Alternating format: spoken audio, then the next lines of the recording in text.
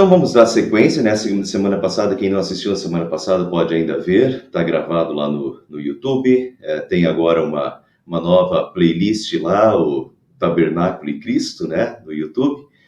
E então, dando sequência, o tabernáculo era um lugar da habitação de Deus entre os homens no Antigo Testamento. Então, Êxodo capítulo 25, versículo 8 diz: "E farão para mim um santuário, para que eu possa habitar no meio deles." Então, vamos lembrar que eles tinham sido libertados do Egito. Eu falei isso na semana passada, fazia 3 meses, né? Depois de 3 meses que eles tinham sido libertados do Egito, eles acamparam aos pés do Monte Sinai. E então Moisés sobe até o Monte Sinai, e no Monte Sinai Deus dá os 10 mandamentos, Deus dá as diversas leis, que são leis, nós chamamos de leis civis e cerimoniais, leis civis.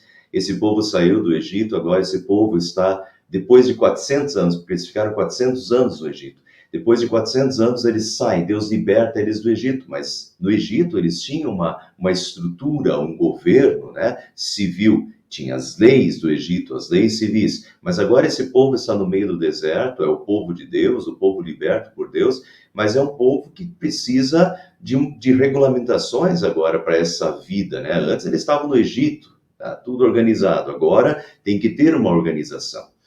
E Deus dá essa organização. E lá no Monte Sinai, Deus dá os 10 mandamentos, mas Deus também dá as diversas outras leis, as outras leis civis e cerimoniais, né, culticas, tudo isso Deus está dando, tanto que Moisés ficou 40 dias e 40 noites no Monte Sinai. E entre essas, os 10 mandamentos, as leis civis e leis cerimoniais, Deus também deu a prescrição de construir um tabernáculo, né? Que no deserto ainda era uma tenda que podia ser movida à medida que eles iam caminhando. Essa tenda podia ser desmontada e remontada no próximo lugar para onde eles iam. Mas esse tabernáculo, essa tenda sagrada e um lugar onde Deus estaria com eles, Deus estaria no meio deles. Isso é muito importante no Antigo Testamento. Eles têm a certeza de que Deus está no meio deles, né? Deus está com eles. E aqui está: farão para mim um santuário para que eu possa habitar no meio deles. Êxodo 29 também diz: na tenda do encontro, né, o tabernáculo, a tenda do encontro, me encontrarei com vocês para falar com você ali. Ali virei aos filhos de Israel para que, por minha glória, sejam santificados, e consagrarei a tenda do encontro e o altar. E habitarei no meio dos filhos de Israel e serei o seu Deus. De novo, olha, habitarei, tá? A tenda era o lugar da habitação. Fixem isso porque isso é importante, tá? Daí depois a gente vai ver lá a ponte com Jesus Cristo, quando Jesus Cristo vem. Mas aqui está bem claro, né? A tenda é o lugar da habitação. Farão para mim um santuário para que eu possa habitar no meio deles. E habitarei no meio dos filhos de Israel e serei o seu Deus. Então o tabernáculo era o lugar da habitação de Deus, onde Deus vinha e habitava no meio do seu povo no Antigo Testamento, né? Depois veio lá, por enquanto era o tabernáculo, depois, né, quando o povo já estava na Terra Prometida e Davi quis construir não mais o tabernáculo, que era uma tenda, mas daí Davi quis construir um templo, e Deus disse para Davi não construir, quem construiria seria o seu filho.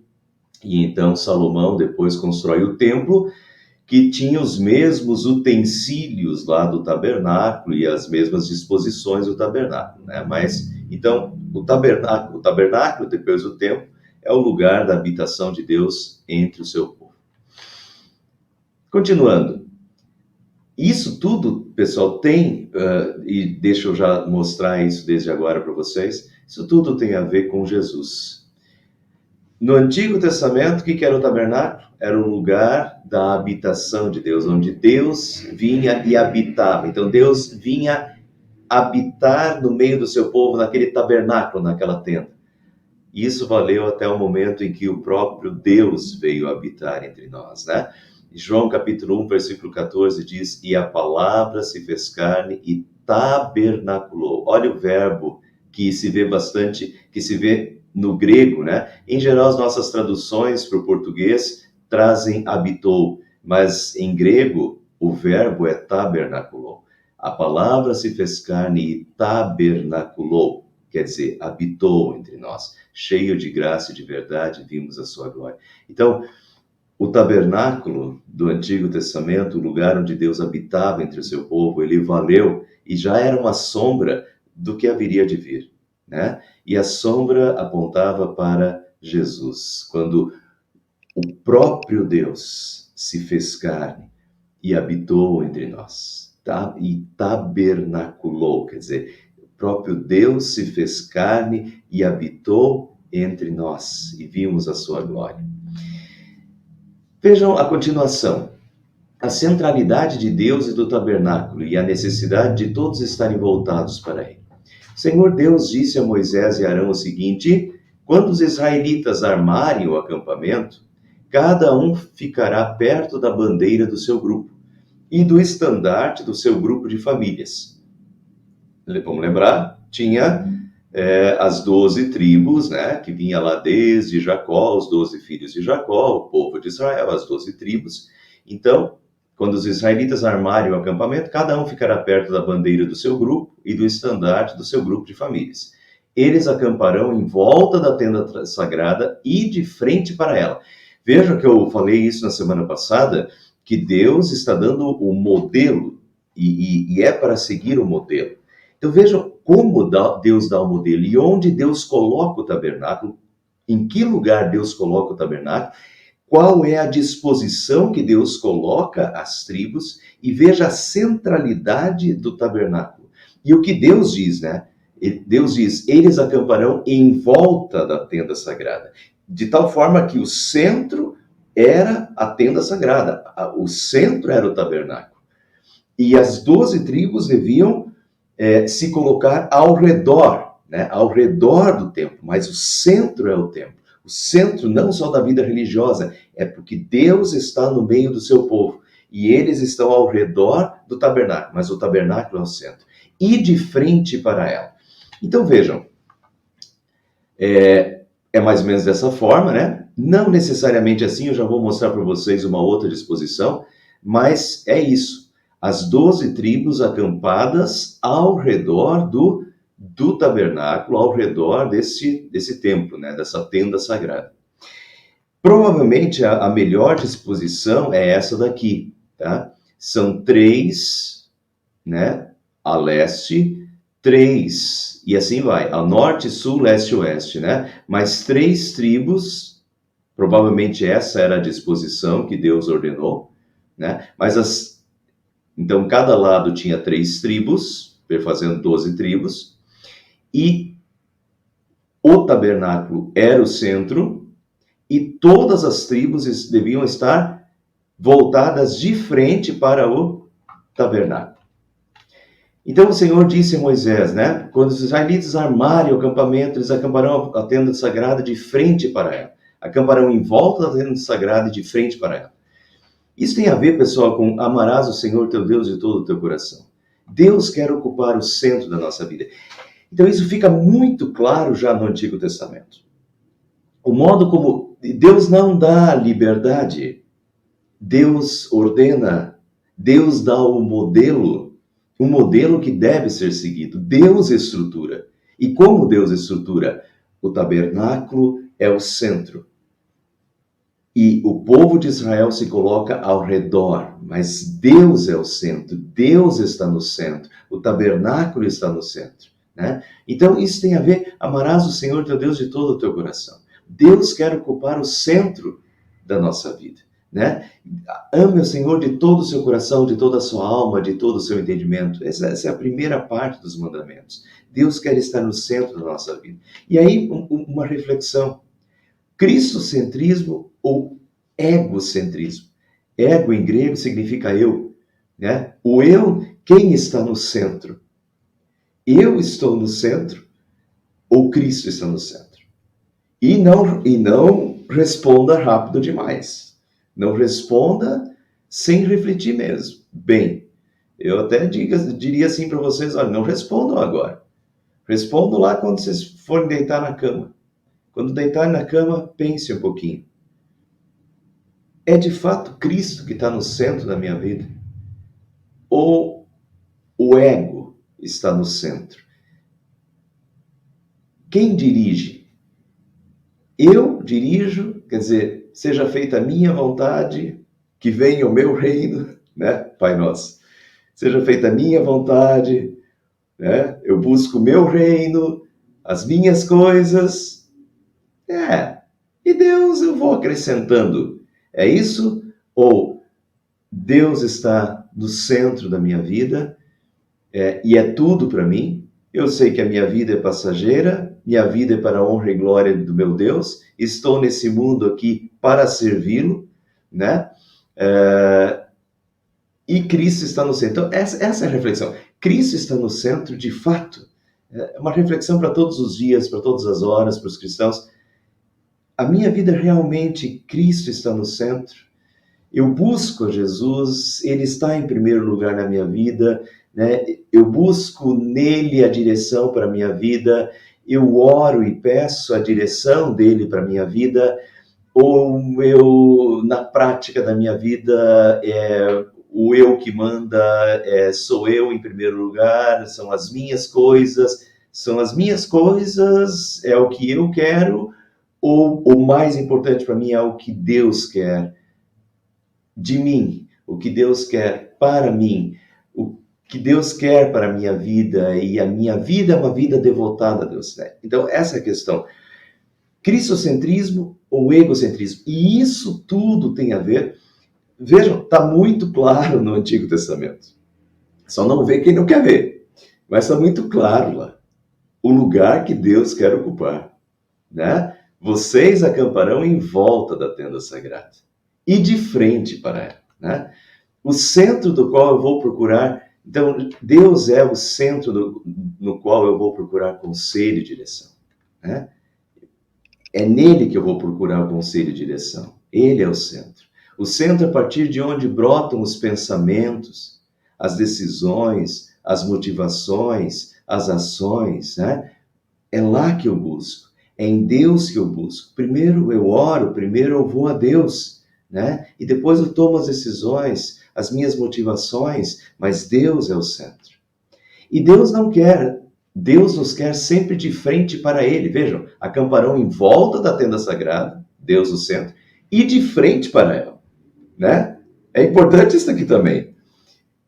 De frente, o povo devia estar de frente para o tabernáculo, de frente para Deus. Deus nos quer sempre de frente para Ele, voltados para Ele, olhando na sua direção.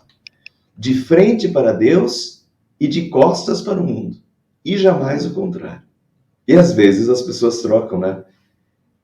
Colocam o mundo na frente e Deus, à medida que sobra tempo, à medida que sobra dinheiro, à medida que sobra, o resto é para Deus, né? Se voltam para o mundo e dão as costas para Deus, enquanto o recado aqui está bem claro para o povo no Antigo Testamento. De frente para Deus, de costas para o mundo. Deus em primeiro lugar, né? Amarás o Senhor teu Deus de todo o teu coração, de toda a tua alma e com todas as tuas forças. Cristocentrismo. Cristo no centro da minha vida, né? O mundo às minhas costas. E com Cristo, então, eu vou para o mundo. Deixa eu mostrar uma outra questão muito interessante para vocês, que é a glória do Senhor do tabernáculo. O Senhor Deus disse a Moisés: no primeiro dia do primeiro mês, arme a tenda da presença de Deus. Moisés fez tudo que o Senhor havia ordenado.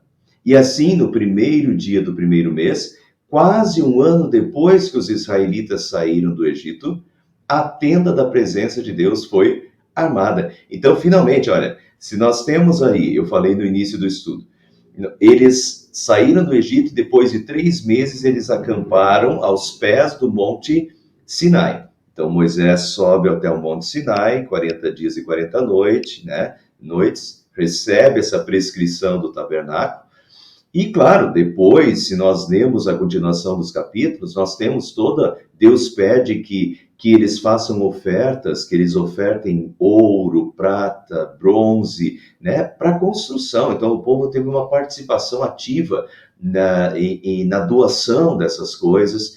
Primeiro, então, eles fazem esse apanhado das coisas para a construção do templo. Depois, eles pegam todo o pessoal que vai construir esse tabernáculo, né? Então, tudo isso tem uma série de fatores aí, essa construção desse tabernáculo.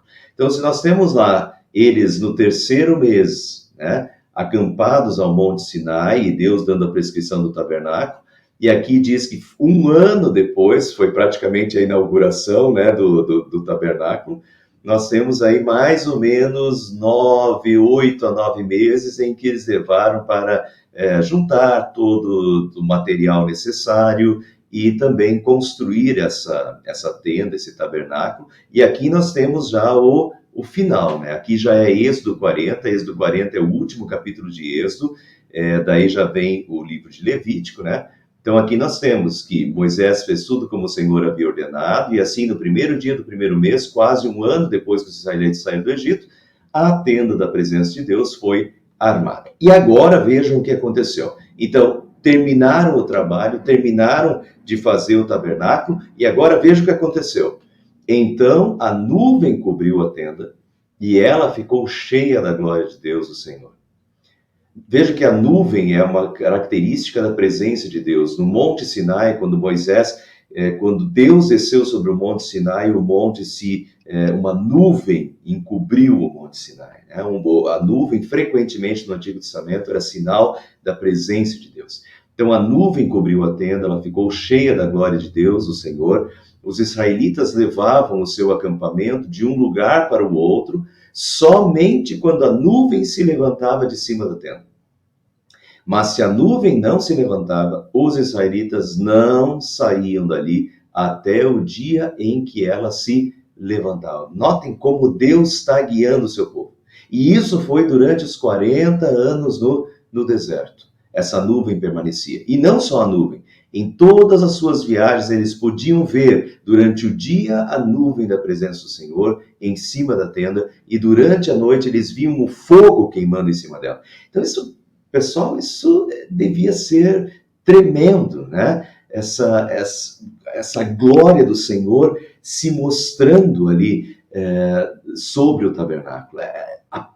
Eles não tinham dúvida da presença de Deus na nuvem durante o dia, e durante a noite viam o fogo queimando em cima dela. Né? Durante a noite, fogo queimando, durante o dia uma nuvem sobre ela, e isso tudo mostrava a presença de Deus entre eles. Né? Veja, aqui tem algumas imagenzinhas, eu acho que nenhuma delas retrata perfeitamente, mas só para a gente mexer um pouco com a nossa imaginação. Então, durante o dia, né, era uma nuvem, e daí a gente tem duas formas de ler o texto, né? Uma nuvem que estava sobre o tabernáculo, então a gente não sabe se essa nuvem envolvia o tabernáculo ou realmente era algo assim, né? Uma nuvem sobre o tabernáculo. Aqui eles provavelmente pintaram dessa forma aqui, né? Para fazer o contraste com a noite, porque a noite, o que se via? Durante a noite vinha um fogo queimando em cima dela, né? Então, durante o dia, a nuvem da presença do Senhor em cima da tenda, e durante a noite vinha um fogo queimando em cima dela. Né? Durante o dia e durante a noite. Isso devia ser um espetáculo maravilhoso da glória do Senhor. Isso tudo é a glória do Senhor sobre o tabernáculo. É interessante o seguinte: se a nuvem não se levantava, os israelitas levavam o acampamento de um lugar para o outro somente quando a nuvem levantava de cima da tenda. Era Deus quem guiava. Deus estava guiando o seu povo. Eles só iam de um lugar para o outro. Não era Moisés que decidia, não era o povo que decidia quando eles partiam. O povo partia quando a nuvem começava a andar. Então o povo seguia a nuvem. O povo seguia a Deus. Durante o dia, durante a noite. Se a nuvem não se levantava, os israelitas não saíam dali até o dia em que ela se levantava. Profundo respeito a Deus. Deus não apenas é o centro, mas Deus é quem está guiando, Deus quem está direcionando o seu povo. E daí, bom, quem nos dera, né? Quem nos dera a gente ter isso hoje em dia ainda. A gente gostaria de uma nuvem, gostaria de um fogo, né? Nos guiando, dizendo, por aqui. Às vezes a gente ora e não sabe exatamente se, né? O que Deus quer. Acho que a gente gostaria de ter essa nuvem nos dirigindo e esse fogo nos dirigindo.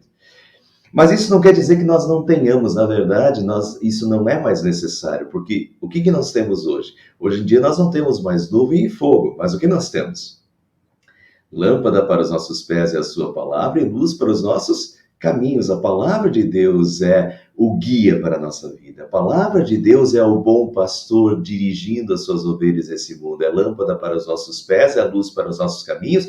O povo, quando o povo, né, aqui, eles tinham acabado de sair do Egito, né? Então, vejam, quais são os primeiros 5 livros da Bíblia? Gênesis, Êxodo, Levítico, Números, Deuteronômio, escritos por Moisés. A Bíblia está começando a ser escrita. Eles não, nessa altura, eles não tinham nem os 5 livros de Moisés, porque Moisés ainda está compilando os cinco livros, Gênesis, Êxodo, Levítico, Números, Deuteronômio, né? Eles estão sendo compilados, eles não têm o restante da Bíblia. Então, nessa altura aqui, Deus dirige dessa forma, né? Deus dirige através da coluna de nuvem durante o dia, desse fogo queimando em cima do tabernáculo durante a noite.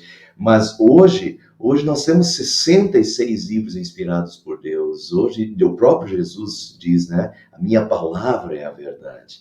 A palavra é o caminho, a verdade e a vida. A palavra nos guia. Então nós temos sim a palavra de Deus nos guiando. Nós temos Deus nos guiando, Deus nos direcionando, Deus iluminando os nossos caminhos através da sua palavra.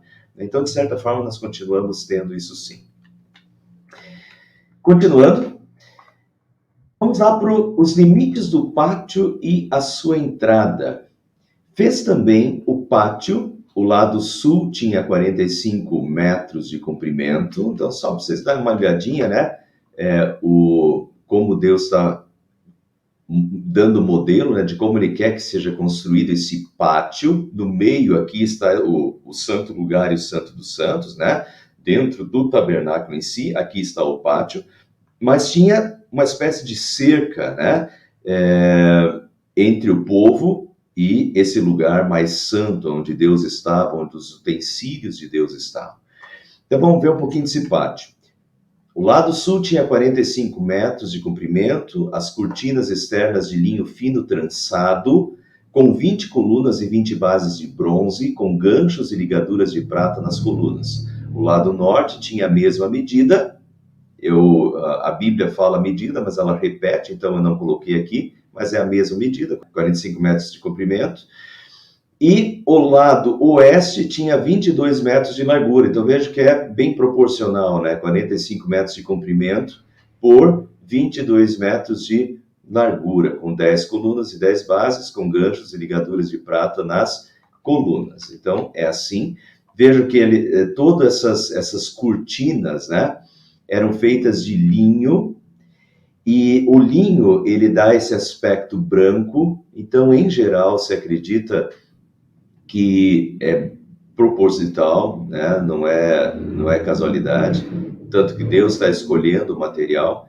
Essas cortinas de linho é branco, né? Simbolizando a pureza de Deus e a santidade de Deus. Então, fora está o povo, né, pecador. Aqui para dentro é o lugar da habitação de Deus, é o lugar da santidade, é o lugar da pureza, é o lugar de Deus, né? Tanto que para se entrar aqui, não se entrava aqui sem passar pela pia da purificação. Eles tinham que se purificar, né, antes de entrar dentro do tabernáculo, do lugar do Santo dos Santos. Não se chega a Deus impuro, né? Então tem essa cerca de separação. Aqui dentro está o lugar da santidade de Deus, né? O lugar de Deus, Deus santo, puro, né?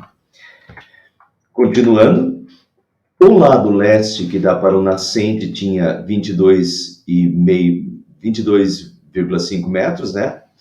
Na entrada do pátio havia uma cortina de linho fino trançado e de fios de tecido azul, roxo e vermelho, obra de bordador. Tinha 9 metros de comprimento. E aqui está a porta, a entrada, tá? Na entrada do pátio havia uma cortina de linho fino trançado, de fios de tecido azul, roxo e vermelho. Notem que, enquanto todo o restante, né, esses 45 metros das laterais, os 22 metros, enquanto todo o restante é de linho, já a porta não. A porta chama atenção porque a porta é completamente diferente. A porta é feita de azul, roxo, vermelho, né? Fios, claro, o linho, o branco, então lá, branco, azul, roxo e vermelho, obra de bordador, né? Uma obra de arte. E tinha 9 metros de comprimento essa porta. Então, o que chama atenção aqui, vejam, aqui é uma outra figura, a gente não sabe, ninguém tirou foto na época, né? Então a gente não sabe como é que era, se tinha algum desenho, essa porta, e de que modo era feita. A gente só sabe as cores dela, então a imaginação dos pintores aí voam, né? Mas a gente sabe as cores que tinha, e as cores chamam a atenção dessa porta. Mas então percebam o seguinte, o que isso tem a ver? Note que não tem 4 portas, não tem porta em todos os lugares. Só tem uma porta de acesso para o tabernáculo, né?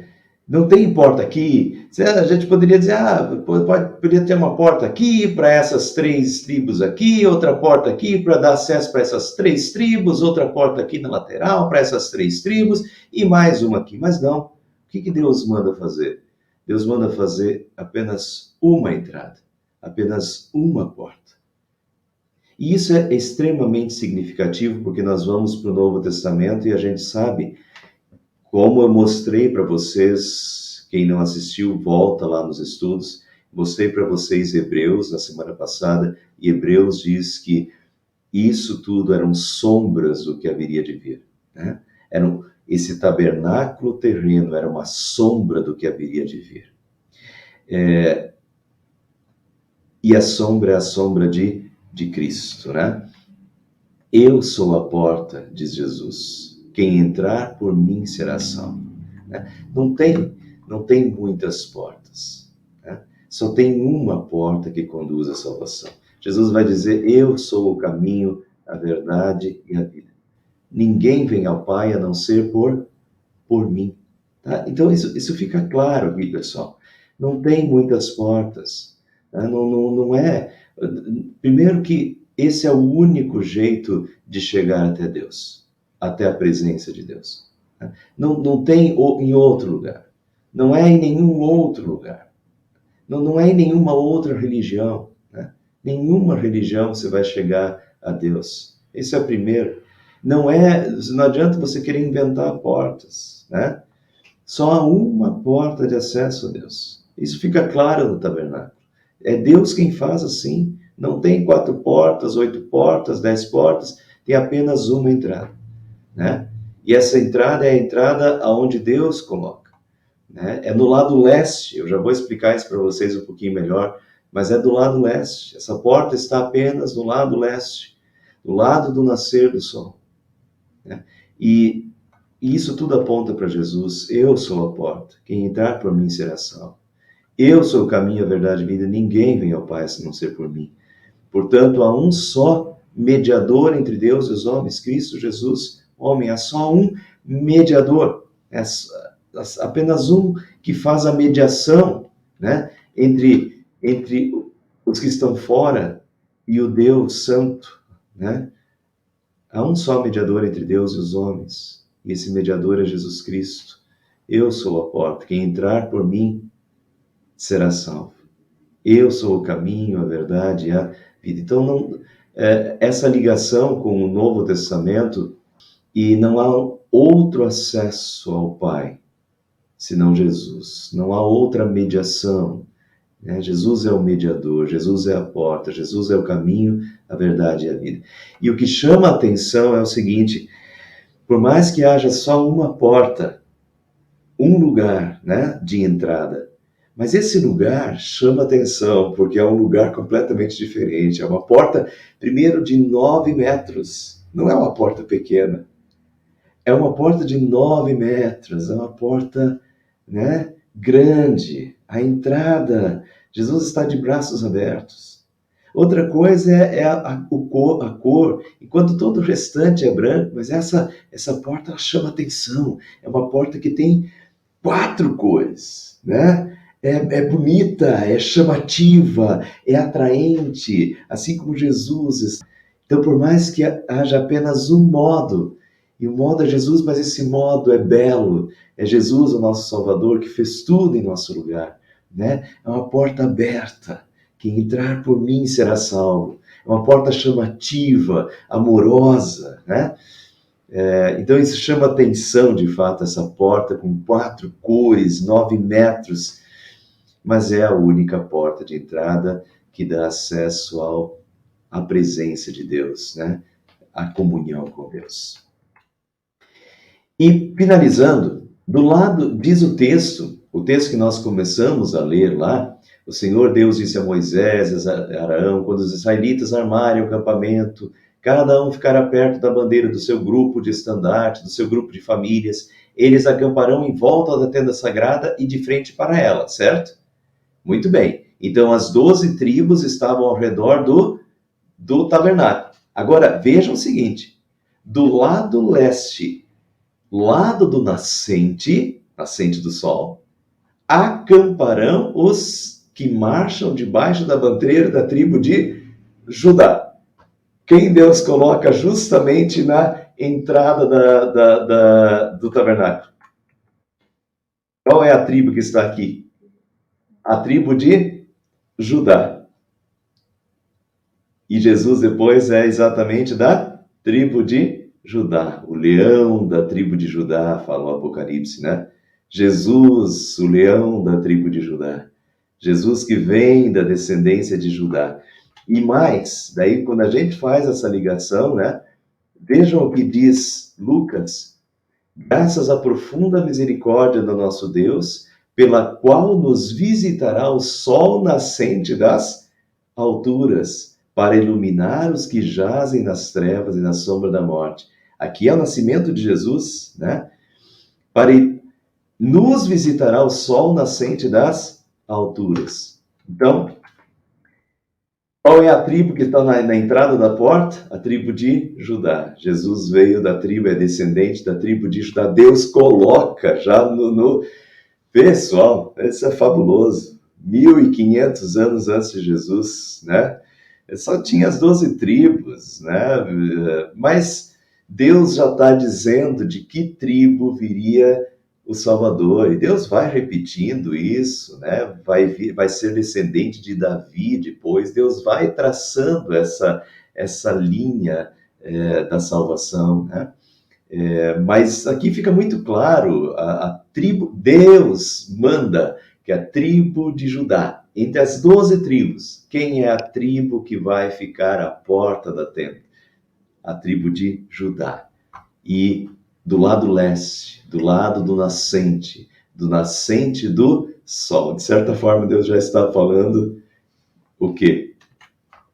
Que virá o sol nascente das alturas. Esse sol nascente das alturas vai ser Jesus, a descendência da tribo de Judá, que virá iluminar os que jazem nas trevas e na sombra da morte. Então, de certa forma, por isso que eu falo das miniaturas, estava tudo lá, em miniatura, mas estava tudo lá. Veja como Deus é sensacional, né? Maravilhoso, perfeito, e como Deus já coloca as miniaturas lá no Antigo Testamento, as sombras que estão apontando para o corpo, né? O corpo de Cristo que haveria de vir. Viria o sol nascente das alturas, a luz de Deus que brilha sobre as trevas, aqueles que jazem nas trevas, né? Isaías diz assim. Mas Jesus, da tribo de Judá, nascendo da tribo de Judá, e o sol nascente vindo a esse mundo para aqueles que jazem na sombra da morte, né? E isso tudo está lá no tabernáculo. E só para terminar essa reflexão de hoje, porque na semana que vem a gente já vai para os próximos, a semana estamos na porta, né? Já vimos as cercas aí e a porta. Agora nós vamos entrar. Semana que vem a gente vai entrar pela porta, né? Vamos ver os utensílios que estão dentro do pátio já. Mas é importante o seguinte, olha, quem está em volta, né? Quem está em volta do tabernáculo? O povo de Deus, as 12 tribos. Quem está em volta de Deus, para quem Deus é o centro, somos nós. Vós sois raça eleita, sacerdócio real, nação santa, povo de propriedade exclusiva de Deus. 1 Pedro capítulo 2. Nós somos.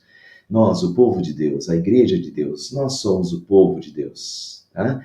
Que estamos ao redor. Quem conhece a porta? Quem conhece a porta?